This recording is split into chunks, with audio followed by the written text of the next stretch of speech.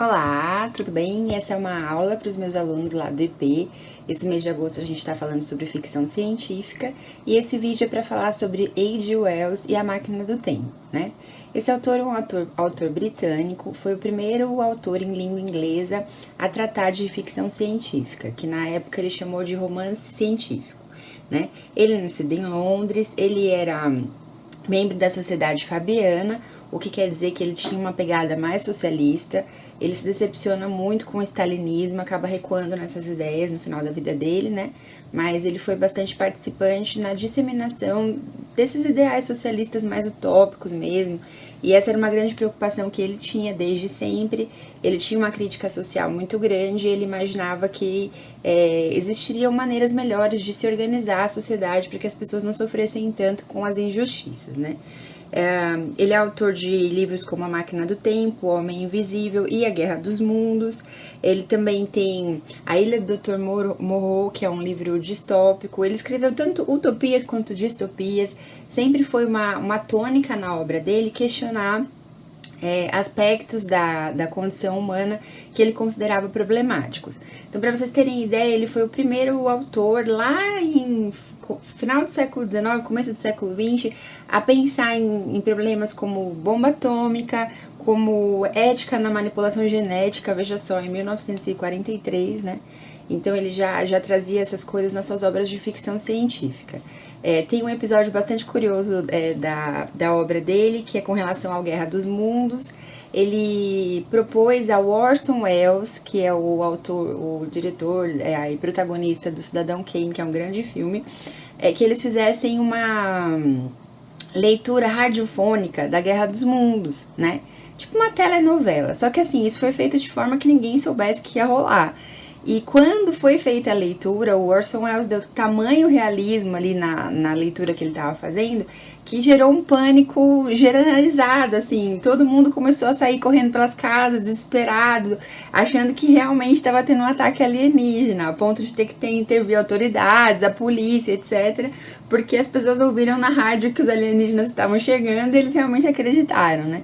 Inclusive no YouTube tem partes da leitura e é realmente bem interessante, bem impactante, né? O H.G. Wells, ele é um autor importante, como um dos pais da ficção científica, né? E também pela forma prolífera com que ele escreveu. Ele tem várias obras, né? E eu destaco aqui A Ilha do Dr. Moreau, para quem gostar de ler aí o Wells, porque é um livro que eu li na minha adolescência e que é muito bizarro e ao mesmo tempo tem uma crítica e uma discussão existencial profunda, né? Que a gente até hoje ainda vem conversando sobre isso, quando a gente tem discussões sobre célula-tronco, sobre manipulação de animais com intuito terapêutico e etc., né? São questões que a raça humana ainda não conseguiu lidar bem e eu até sugeriria um filme chamado Gattaca também, que fala sobre isso, né, que é uma sociedade no futuro em que todas as crianças são planejadas geneticamente, e aí o Ilha do Dr. Moreau começa a trazer, assim, os pontos polêmicos dessa discussão, né. Falando mais especificamente sobre a Máquina do Tempo, a gente tem aí uma história que vira um protótipo das histórias de viagem no tempo, né? O Wells dá pra gente aí uma narrativa que serve como base para N outras narrativas, tanto literárias quanto cinematográficas, que é aquela história que o viajante no tempo vai para o futuro, observa como eles vivem lá e volta para contar para os seus contemporâneos, né? Então ele já abre o livro de uma forma diferentona, porque tem ali uma discussão entre o médico, o psicólogo e o viajante no tempo, se ele estaria louco, se ele não estaria, se ele tem razão, se ele não tem, se aquilo que ele está dizendo é verdadeiro ou se não é.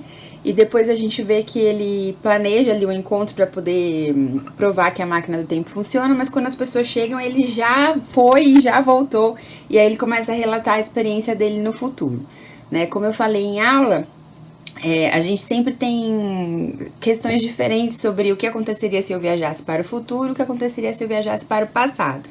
Se viajar para o passado, tem o paradoxo do conto do Ray Bradbury, por exemplo, lá, que se eu mudar alguma coisa, eu altero todo o futuro, como bem ilustra o filme Efeito Borboleta, ou o De Volta para o Futuro, claro, nosso clássico aí recomendado para vocês assistirem essa semana.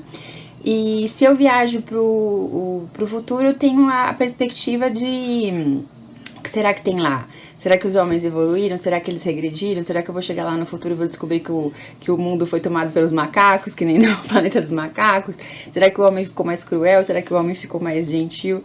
Então a viagem no tempo, ela tem esses paradoxos que os autores vão discutir exaustivamente e propor soluções ali nas suas narrativas. E pensando um pouco mais filosoficamente sobre essa questão da passagem do tempo e das nossas vidas, eu queria ler para vocês rapidinho uma parte desse livro aqui, que é do Sêneca, sobre a brevidade da vida, tá?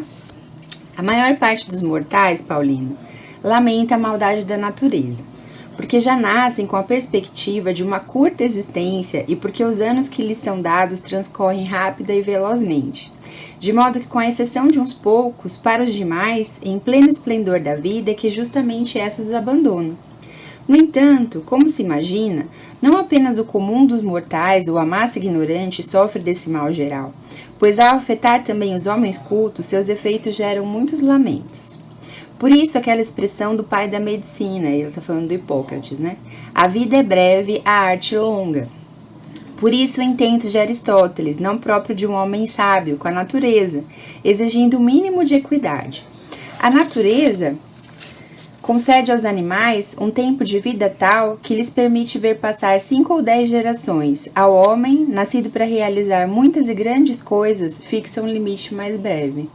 Não temos exatamente uma vida curta, mas desperdiçamos uma grande parte dela.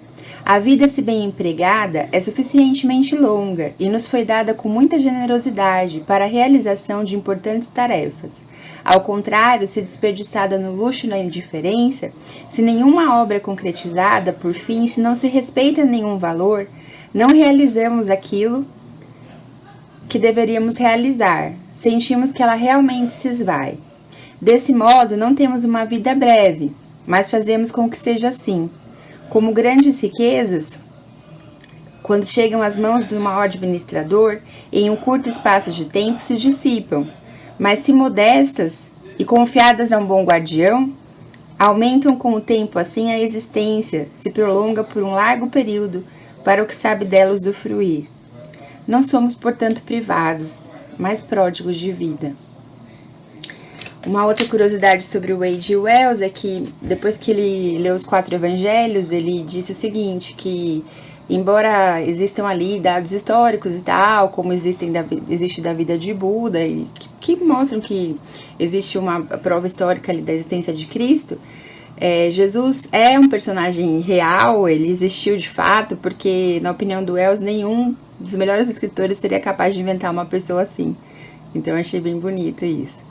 Pessoal, nosso próximo autor é o Asimov. A gente já tá com os contos dele aí nas mãos e os primeiros capítulos do Homem Bicentenário. A gente vai falar sobre esse fenômeno dos homens de lata, né? Que começa lá no Mágico de Oz. E vamos discutir aí essa questão dos humanoides, tá bom? Um beijão, fiquem com Deus, até a próxima. Espero que vocês estejam curtindo aí nosso mês da ficção científica.